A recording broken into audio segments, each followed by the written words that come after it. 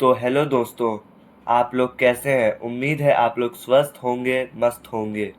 तो चलिए आज हम आपको एक बहुत ही प्यारी और मोटिवेशनल कहानी सुनाते हैं। तो मैं आपको जो कहानी आज सुनाने जा रहा हूँ उसका नाम है एक छोटी सी चिंगारी। लेकिन रुकिए, अगर आप कहानियों के शौकीन हैं तो इस वीडियो को लाइक कर दीजिएगा, अपने दोस्तों के साथ शेयर कर दीजिएगा और कमेंट करके ज़रूर बताइएगा हमें कि आपको यह स्टोरी कैसी लगी। और ऐसी अच्छी अच्छी कहानियाँ सुनने के लिए हमारे चैनल को सब्सक्राइब और बेल आइकन को ऑन कर दीजिएगा, ताकि हमारे सारे वीडियोस की नोटिफिकेशंस आप तक सबसे पहले पहुँचे। तो चलो अब बिना किसी देरी के शुरू करते हैं आज की यह कहानी। उत्तर भारत के एक छोटे से गांव में अमन नाम का एक लड़का रहता था। उसका परिवार बहुत ही गरीब था। पिता खेतों में मजदूरी करते और माँ दूसरों के घरों में बर्तन मांजती थी। अमन के पास नए कपड़े नहीं थे, किताबें पुरानी और फटी हुई होती थीं, और कभी कभी तो पेट भर खाना भी नसीब नहीं होता था। लेकिन उसके भीतर एक ऐसी चीज थी जो शायद दुनिया के सबसे अमीर इंसान के पास भी नहीं थी। एक सपना। अमन को बचपन से ही आसमान, तारे और रॉकेट्स बहुत आकर्षित करते थे। जब गांव की बिजली चली जाती और पूरा गांव अंधेरे में डूब जाता, तब अमन छत पर लेटकर तारों को निहारता और चुपचाप सोचता, एक दिन मैं भी इन तारों के पास जाऊंगा।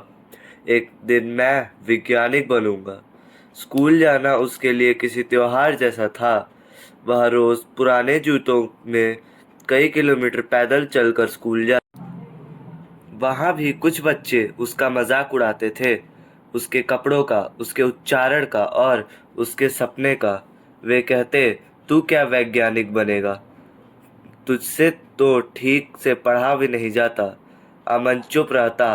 वो जानता था कि जवाब देने से ज़्यादा ज़रूरी है खुद को साबित करना। स्कूल से लौटकर वह खेतों में पिता की मदद करता और रात को लालटेन की मध्यम रोशनी में पढ़ाई करता। कभी दीवार पर लिखता, कभी रद्दी कागजों पर नोट्स बनाता।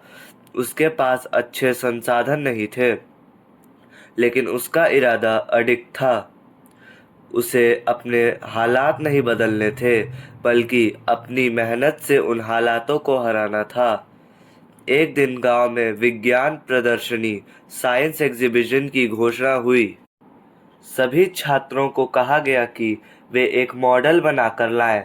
अमन बहुत उत्साहित था, लेकिन उसके पास कुछ भी नहीं था। फिर भी उसने हार नहीं मानी। कबाड़ से एक पुराना सोलर पैनल निकाला, लकड़ी के टुकड़ों को जोड़ा और एक सिंचाई मशीन का मॉडल बना दिया जो जो जो सौर ऊर्जा से चलती थी।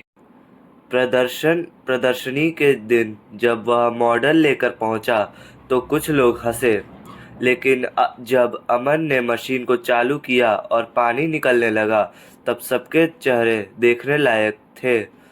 गांव के लोग, शिक्षक और यहाँ तक कि प्रदर्शनी में आए हुए विशेष अतिथि, एक प्रसिद्ध वैज्ञानिक भी चकित रह गए। वह वैज्ञानिक डॉक्टर शेखर वर्मा अमन के पास आए और बोले, बेटा, तुम्हारे अंदर असली प्रतिभा है। अगर तुम चाहो तो मैं तुम्हें शहर के एक अच्छे स्कूल में दाखिला दिला सकता हूँ। अमन की आंखों से आंसू निकल आए थे, लेकिन होठों पर मुस्कान थी। उसकी मेहनत रंग लाई थी। शहर के स्कूल में जाकर अमन ने दिन रात मेहनत की।